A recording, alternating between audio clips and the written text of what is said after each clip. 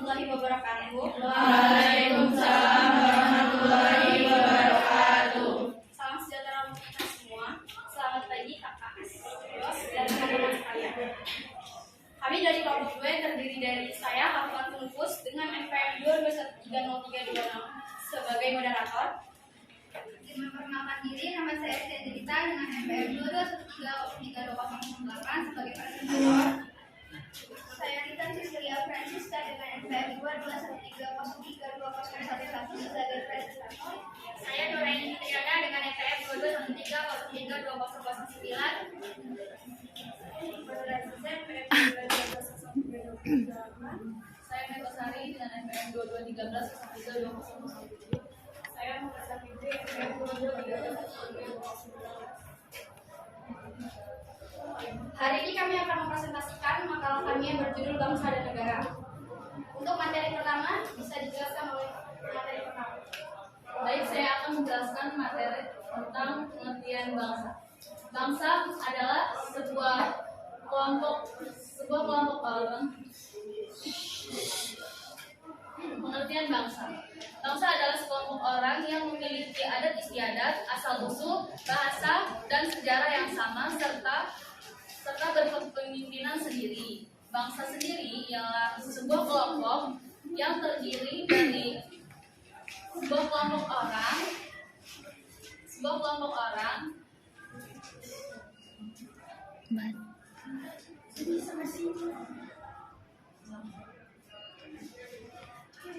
adalah sekelompok orang atau bangsa adalah sekelompok orang yang memiliki asal-usul, adat istiadat, bahasa, dan sejarah yang sama dan berkepemimpinan sendiri. Bangsa adalah sekelompok orang yang biasanya disatukan oleh kesatuan bahasa dan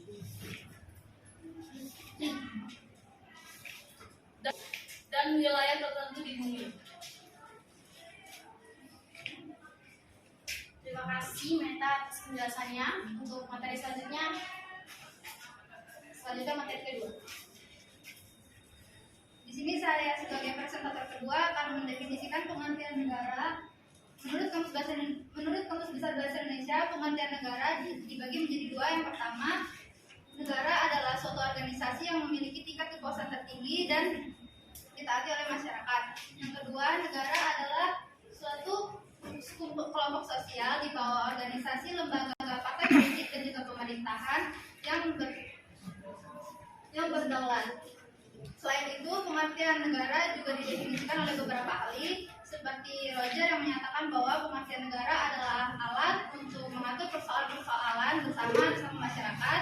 Kemudian Max Weber yang mengatakan bahwa negara adalah suatu masyarakat yang memiliki hak monopoli dalam penggunaan kekuasaan fisik secara sah di dalam suatu wilayah. Terima kasih. Terima kasih penjelasannya Esti. Untuk materi selanjutnya akan dibacakan oleh kita sendiri. Selanjutnya adalah unsur-unsur terbentuknya negara. Jadi unsur-unsur terbentuknya negara itu terbagi menjadi 4. Yang pertama, wilayah. Yang kedua, rakyat. Yang ketiga, pemerintah yang berdaulat. Dan yang keempat adalah pengakuan dari negara lain. Untuk wilayah itu terbagi menjadi 2. Yang pertama, wilayah daratan dan lautan. Rakyat adalah kumpulan manusia yang hidup bersama dalam suatu masyarakat penghuni suatu negara. Meskipun mereka ini mungkin berasal dari keturunan dan memiliki kepercayaan yang berbeda. Yang ketiga adalah pemerintahan yang berdaulat. Dalam arti luas, pemerintah adalah gabungan dari semua badan kenegaraan, yaitu eksekutif, legislatif, dan yudikatif yang berkuasa pemerintah di wilayah suatu negara. Dan yang keempat adalah pengakuan dari negara lain. Pengakuan oleh negara lain didasarkan pada hukum internasional. Pengakuan itu bersifat deklaratif atau evidenter, bukan konstitusi. Baik. Terima kasih penjelasannya. Kita untuk materi selanjutnya akan dibacakan oleh Fitri. Baik, selanjutnya yaitu bentuk negara Indonesia. Negara Indonesia merupakan bentuk negara kesatuan. Negara kesatuan yaitu bentuk negara yang sederhana tetapi menghasilkan negara yang berdaulat baik dalam atau luar. Terdapat beberapa ciri-ciri negara kesatuan yaitu terdapat pemerintah pusat yang memiliki kedaulatan baik ke dalam atau keluar. Yang kedua yaitu terdapat suatu undang-undang dasar yang berlaku di seluruh wilayah negara. Dan yang ketiga yaitu terdapat satu kepala daerah kepemerintahan. Dan yang terakhir yaitu terdapat suatu badan rakyat pemerintah. Negara kesatuan adalah sudah dianut oleh Indonesia sejak proklamasi kemerdekaan Indonesia tanggal 17 Agustus 1945. Negara kesatuan adalah bentuk negara yang sifatnya tunggal dan tidak tersusun atau terbagi dari beberapa negara yang memiliki kedaulatan atau terbagi dari beberapa negara yang memiliki kedaulatan dan kewenangannya berada pada pemerintahan pusat. Hal ini sesuai dengan pasal 1 ayat 1 Undang-Undang Dasar 1945 yang berbunyi negara kesatuan Indonesia yaitu berbentuk republik. Dan ayat kedua yaitu kedaulatan berada di tangan rakyat dan dilaksanakan menurut Undang-Undang Dasar. Kedaulatan berada di tangan rakyat artinya Indonesia memanut sistem demokrasi yang dalamnya menjalankan pemerintahannya. Terima kasih penjelasannya Fitri. Untuk materi selanjutnya akan dijelaskan oleh Ima. Baik, selanjutnya proses terbentuknya negara. Asal mula terbentuknya suatu negara dapat dibedakan menjadi 3 proses. Yang pertama secara primer, yang kedua secara sekunder, dan ketiga secara teoritis. Yang pertama secara primer, terjadinya diawali dengan adanya keluarga yang memenuhi kekuasaan masing-masing. Adapun tahapannya yaitu persekutuan masyarakat atau suku, kerajaan, negara, dan negara demokrasi. Yang kedua, secara sekunder, terjadinya suatu negara lebih pada pendekatan nyata atau kenyataan. Terdapat macam-macam asal mula terjadinya negara sekunder yaitu proklamasi, separatis, invasion, sesi, fusi, aktivase, dan penduduk atas wilayah yang belum ada pemerintah sebelumnya. Yang ketiga, secara teoritis. Terdapat beberapa teori tentang terbentuknya negara, yaitu teori tentang sosial, teori kekuatan, teori ketuhanan, teori historis, kedaulatan hukum. Terima kasih penjelasannya Ima. Untuk materi terakhir akan dijelaskan oleh Baik, materi terakhir yaitu proses terbentuknya negara Indonesia. Proses terbentuknya bangsa dan negara Indonesia melalui suatu proses yang begitu panjang. Sejak masa sebelum bangsa asing menjajah Indonesia, seperti masa kejayaan Kerajaan Kutai, Sriwijaya, Majapahit, dan kerajaan-kerajaan lainnya. Kemudian datanglah bangsa asing ke Indonesia, maka bangsa Indonesia saat itu merdeka untuk membentuk suatu persekutuan yang disebut bangsa. Sebagai unsur pokok negara melalui Sumpah Pemuda pada tanggal 28 Oktober 1928. Prinsip-prinsip negara Indonesia dapat dikaji melalui makna yang terkandung dalam pembukaan Undang-Undang Dasar 1945. Kita dapat mempelajari serta menelaah dokumen kenegaraan Indonesia.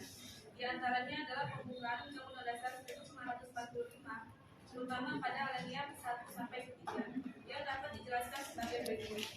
Alinea 1 menjelaskan tentang tata belakang terbentuknya negara dan bangsa Indonesia. Alinea 3 menjelaskan tentang kedudukan kodrat manusia Indonesia sebagai bangsa yang religius. Baik, sekian penjelasan dari kami. Jika ada yang ditanyakan, kami persilakan. Dari materi yang sudah dijelaskan tadi mengenai bangsa dan negara, saya ingin bertanya, apa sih bedanya antara bangsa dan negara? Sekian, terima kasih. Baik, sebelumnya izin memperkenalkan diri, saya Aisyah Suciningrup, NPM 2213132024. Seperti yang sudah dijelaskan oleh rekan Nur tadi, bahwasannya kedaulatan berada di tangan rakyat, itu kan tinggi. Terus sangkutannya dengan yang sudah dijelaskan tadi itu, mengapa bisa hakikat negara itu bersifat memaksa dalam materi ini? Terima kasih. Baik, sebelumnya izin memperkenalkan diri, saya Feni Sundari dengan NPM 2213132032. Izin bertanya, menjelaskan maksud dari konsep dasar wilayah kelautan. Terima kasih. Kami sedikit waktu untuk menjawabnya.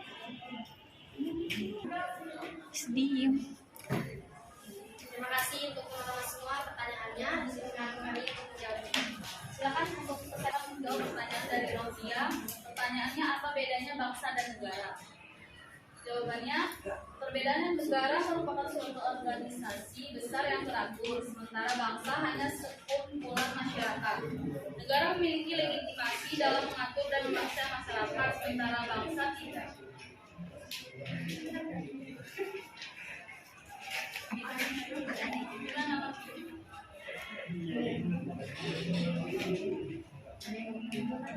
Apakah ada yang mau menambahkan? Ya.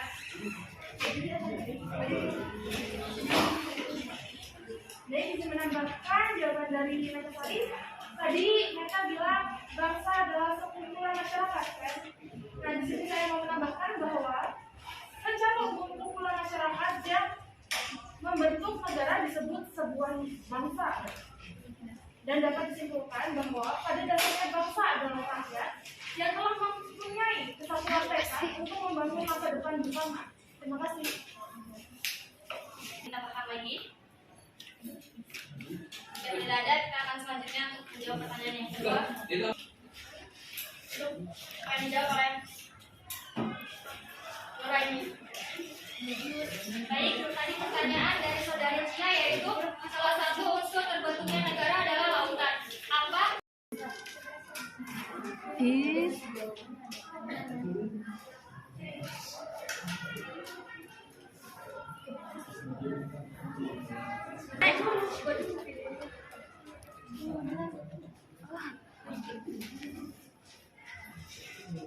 Jika ada teman-teman yang ingin menanggapi pertanyaan dari Aisyah, bisa dipersilakan. Menanggapi pertanyaan dari Aisyah tadi, bahwasannya ada yang terlaksana dan belum terlaksana. Kita ambil saja contoh dari anak anggota Ditjen Pajak RI yang sekarang ini.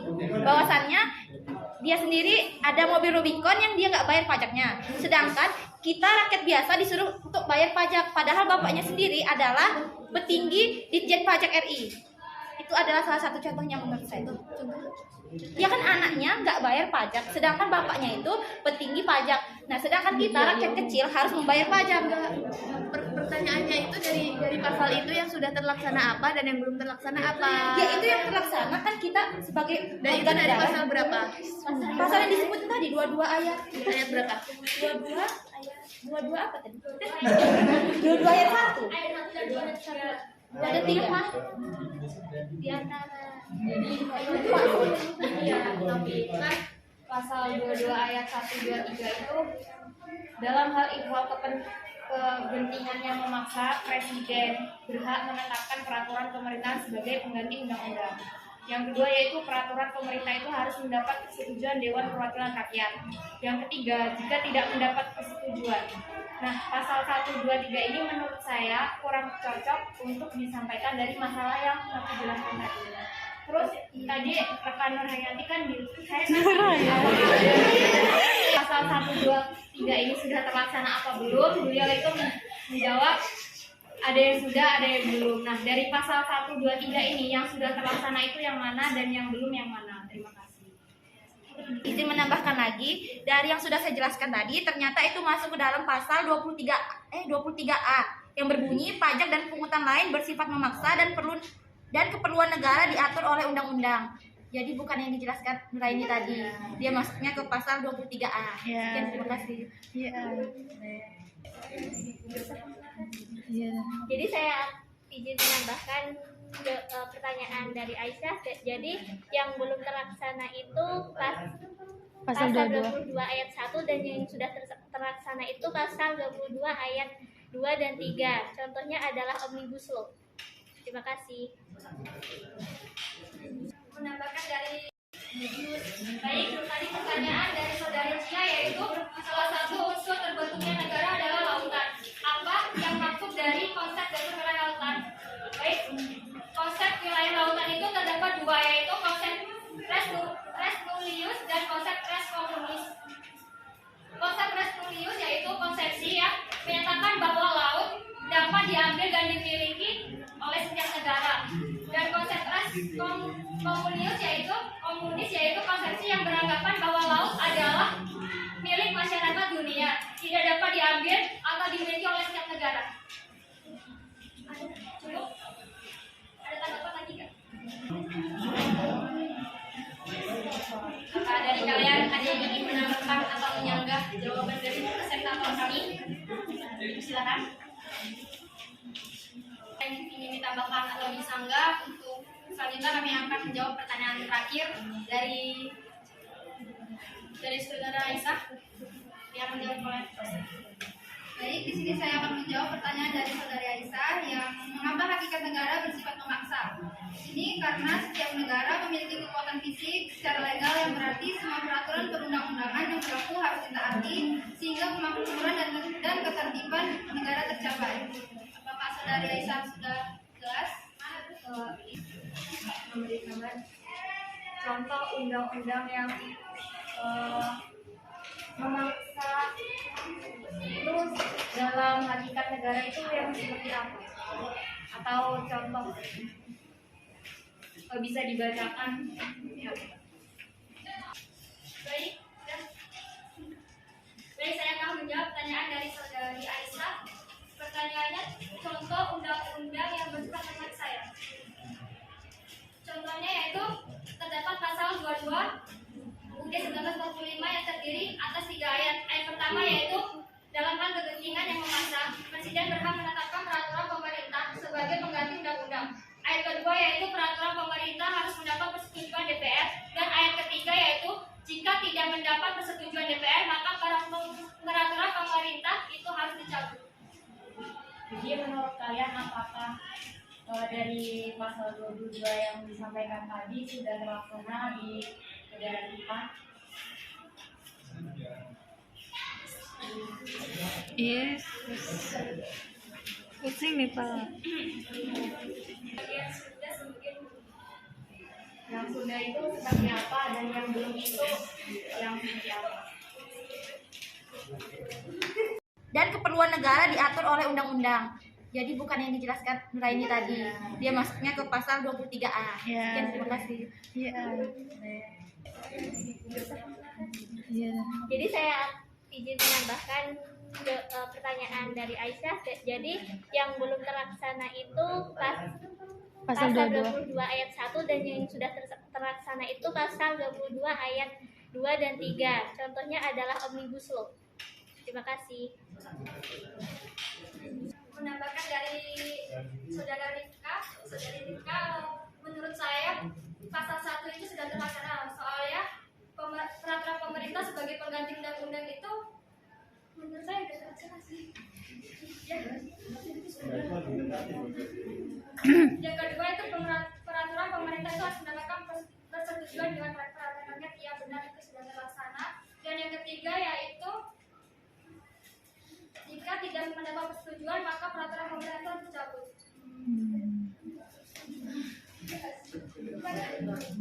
Belum sih. Itu kalau menurut saya itu belum pasal 3. Udah.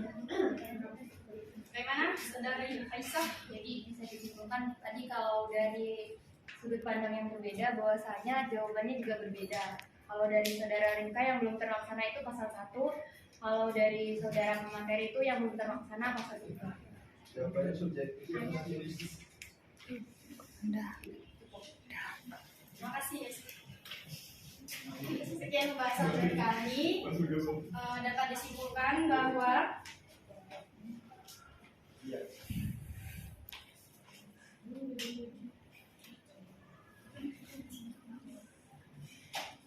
konsep bangsa memiliki 2 pengertian, yaitu bangsa dalam pengertian sosiologis antropolis dan bangsa dalam pengertian politis.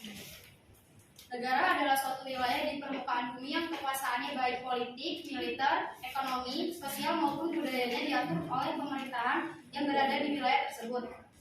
Secara umum dalam konsep teori modern, dan negara terbagi ke dalam 2 bentuk, negara kesatuan dan negara serikat.